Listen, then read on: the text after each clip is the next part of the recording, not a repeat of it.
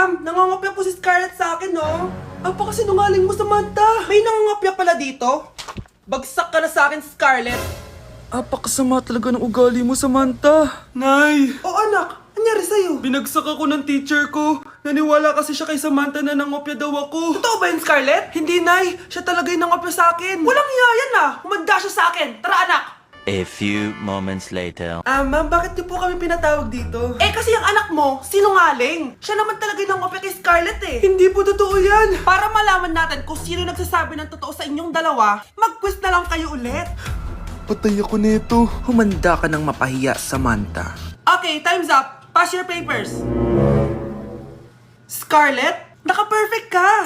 Yes! Talino talaga ng anak ko. Samantha, wala kang tamang sagot. Ikaw talaga ang totoong nangungopya. Nakakahiya ka, Samantha. Humanda ka sa akin sa bahay. Tara! Huwag po, Nay.